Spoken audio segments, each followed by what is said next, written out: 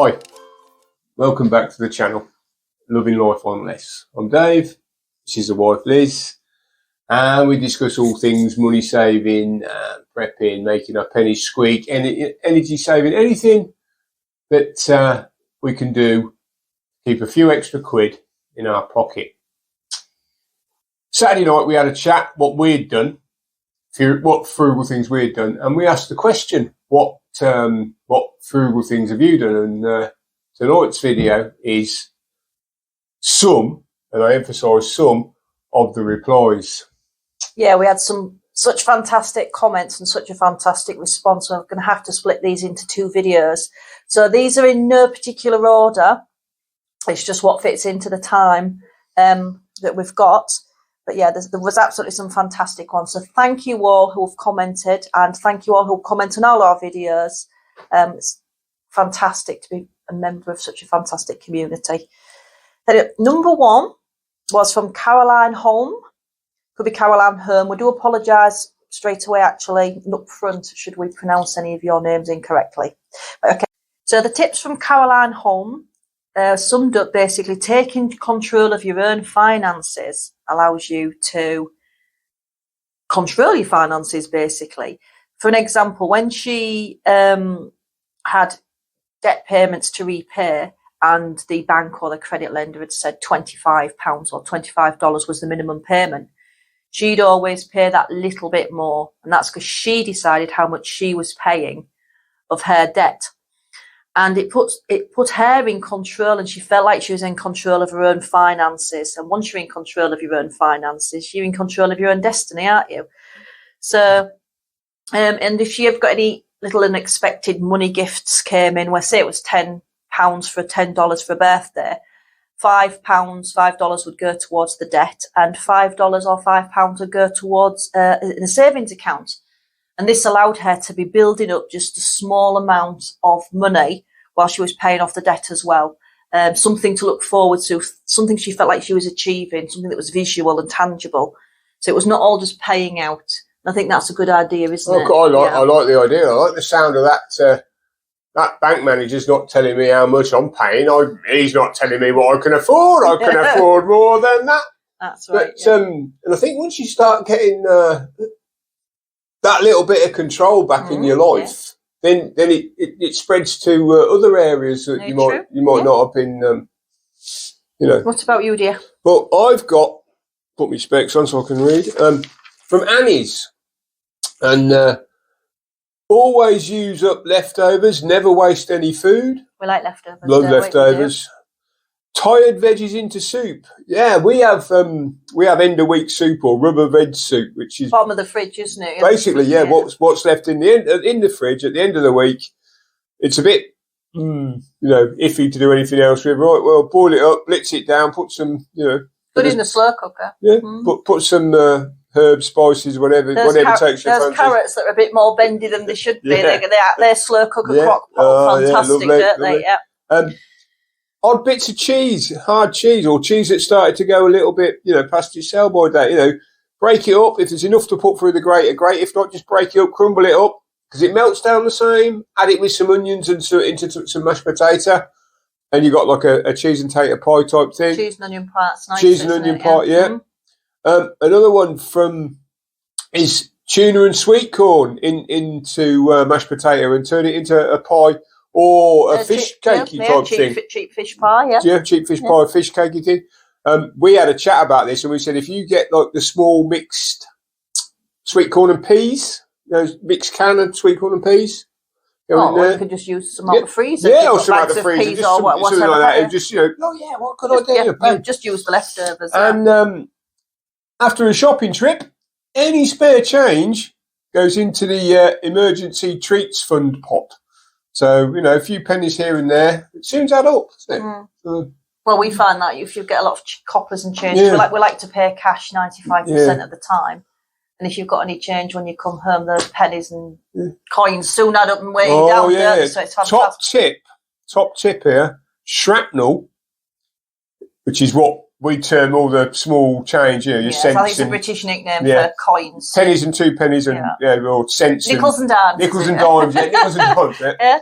Yeah. All that if you leave it in your trouser pocket or your skirt pocket, it will wear a hole in it.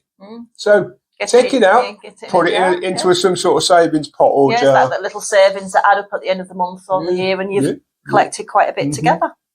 Well, for tip number 2, I'm going back in the kitchen, and Earth Harvester has said that they make a large carafe or pot of tea or coffee in the morning and put it into a thermos flask, and it'll stay warm all day, so you're only heating up the water once. And I think that's a really good tip, and I think a lot of people are actually doing that now, especially during winter. It's great to have a hot drink on hand.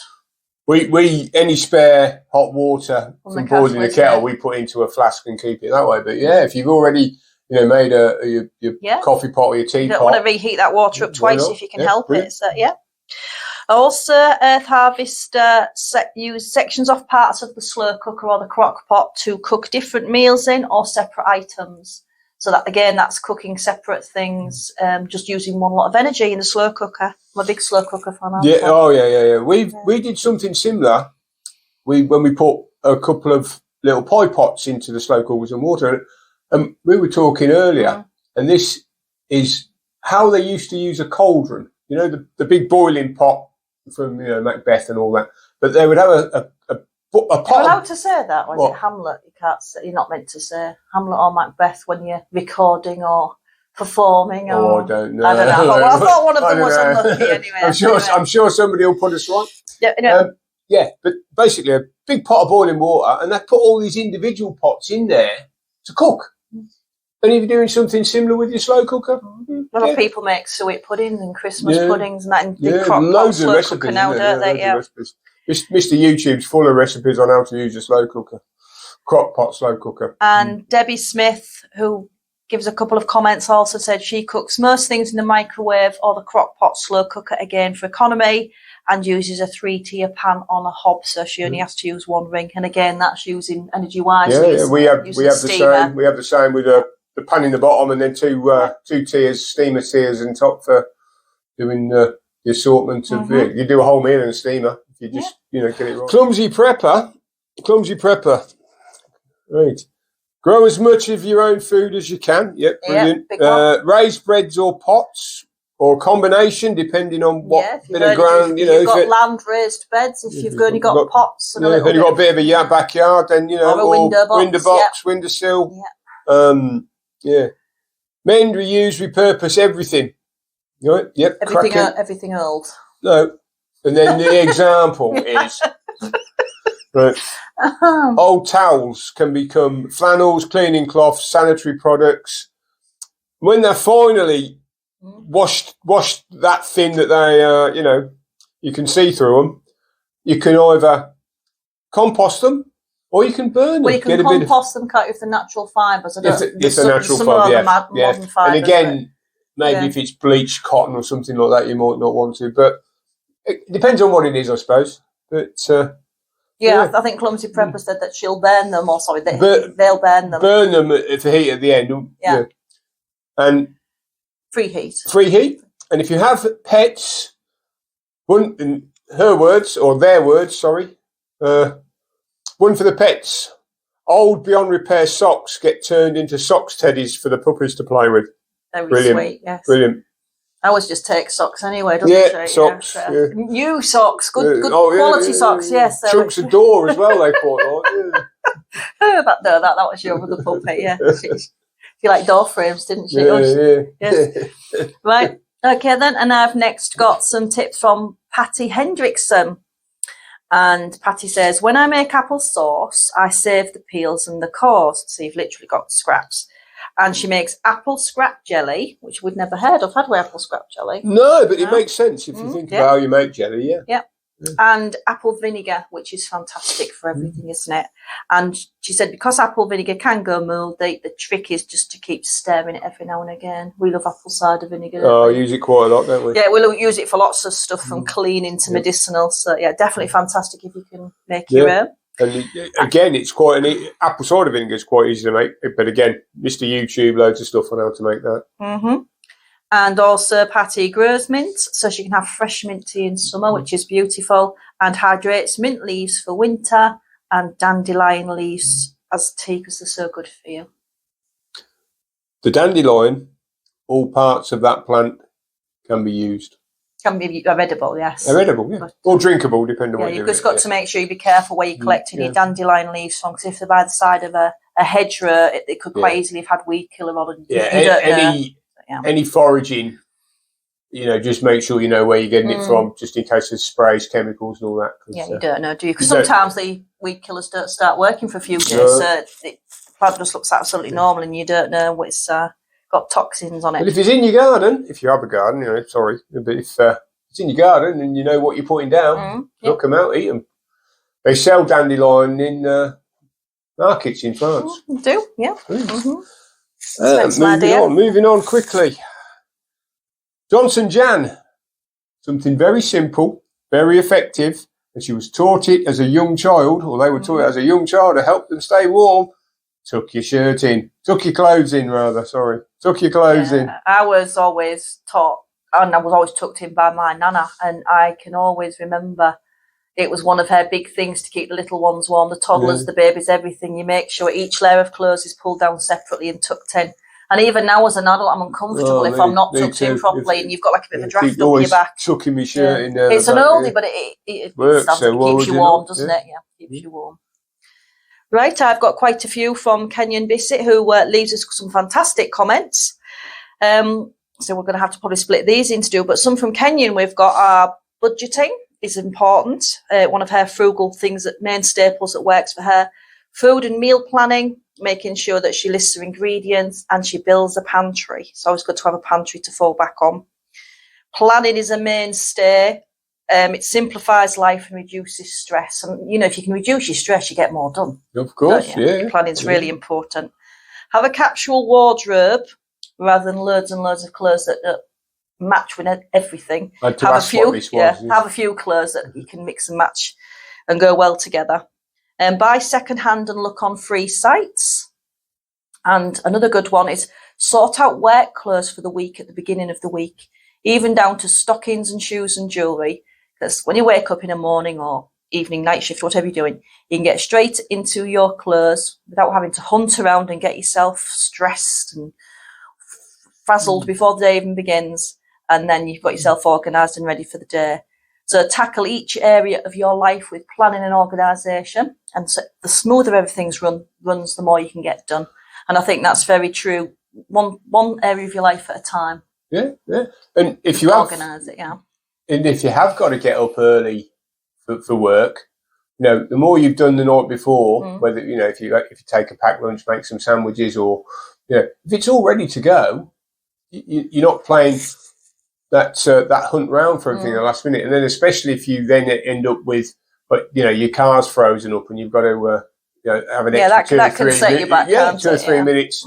Because one, you've got to defrost your car, then the roads are potentially a little bit slippy, and then other people are driving differently. So it's these odd seconds soon add up, and before you know it, you're half hour late. So anyway. That's okay. What's next for you, my dear? I have Jean Holdstock. And again, coming back from that just after that, meal planning, batch cooking to save money. Yeah, brilliant. And this one, at least 2 meals in the oven when you've got your oven on. If you've got a biggish oven and you've got 4 or 5 shelves in that oven and it's turned on, get something on every shelf. Even if you're just cooking something like, a bit of a pizza, for example. So the kids have got some snacks later on in the week. While that oven's on, try and utilise every square inch of space in it. We said, didn't we, that the kitchen's such a great place to save money because it's a place where you spend the money, it's all the food, and it's a great source of using energy. Yeah. So it's places where you can cut back, get smart and get frugal. Yeah, the majority of your higher powered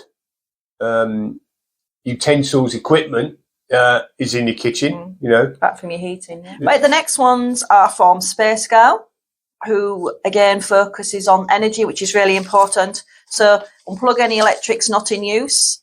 Fill the spaces in your fridge and freezers with bottles of water, and it makes them more efficient to run, keeps the internal temperatures cooler, which uses less energy. And should there be a power cut, the frozen bottles will help keep your food colder for longer. So it works in lots of different Yeah, all ways. that good scientific stuff of latent heat. Yeah. That's the one. Yep, that's the one. And Right. I think one more second, and Space Girl gave us another tip, which I've never heard before, but I thought it was really interesting, was to find drafts in your house to go around with a lit candle, and where the smoke goes, if it's sort of like going off in one direction towards the wall, there's a potential draft there that you can get plugged up. That you was a bit worried about people wafting a candle under curtains. Naked flames and curtains. Just be careful near curtains. Be a bit careful with that and one, again, because the windows do tend to have drafts and tend to let in because of the panes of glass, let heat out, and the curled in, cover your windows with plastic or heavy blankets. And also some people use bubble wrap, which is said to be effective. So get those windows insulated. You, my dear? Yeah, right. Bridget McGrath, she says she used Greek yogurt can be used in place of butter or eggs or cream. Right. Well, that makes sense, doesn't it? Yeah. We're going to have to give that a go, though, love, aren't we? We have used mayonnaise in baking before as a replacement to eggs, and it worked absolutely fine, didn't it? So, yeah, definitely worth experimenting with if you're unsure. In our no-spend January, you might well be using it, because Greek yogurt, look, that's quite a few weeks in the fridge, doesn't it? It's good stuff. Not in this house, it don't. Well, not with the little one. She likes it. It doesn't go off. It tends to evaporate. Yeah, but it does last a few weeks. When she's gone off it lasts a few weeks. So, Next one, dear.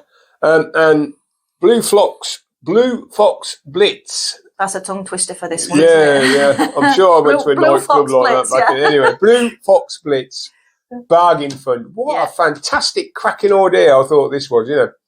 Planned and saved for, so there's no guilt or financial consequence because you've already allowed it. And if you find a bargain, and that can be a bargain at your... You save up for a little bargain fund, and then when you're out and about and you spot a bargain, you can get it without feeling guilt or consequence of financial ruin. Yeah, whether that's from your car boot thrift store type thing, or whether it's your local supermarket's got a fantastic bargain. Whatever counts as a bargain to you, isn't it? Everyone has their own definition of bargains. Brilliant idea. Say, eccentric gran. No matter how short of money you get, pay your mortgage or your rent. Cut back in every area, but keep that roof over your head. Says it all, really, doesn't it? It does. I think if you've got the roof over your head, you've got a place to start from. And it's not always possible. For example, you're renting and your landlord wants to sell the property, or your house is being repossessed. It's got to that stage where there's nothing you can do. But if you can, cut back anywhere else, but try and keep that roof over your head. I think, and the times will change, things will get better. Just fight to keep that roof over your head, isn't it? Yeah. Anyway. On that cheerful note, thank you for the fantastic comments, as brilliant. always. We get some absolutely great tips, comments, questions. Yeah. Fantastic. It's just fantastic. I can't... If you're enjoying the content, please comment, like, share. And we shall be back tomorrow. It's the 23rd. It's not Friday tomorrow, is it? It's Friday tomorrow. Is it Friday tomorrow? Don't forget Where's this week gone? Forget to subscribe. Don't forget to subscribe, Yeah, don't forget to subscribe. It's Friday, so it's your Fast 5 tips. Dave's stressless Christmas, apparently. Right, we'll see you tomorrow. Thanks for being with us. Take care. Bye-bye. Bye-bye. Bye.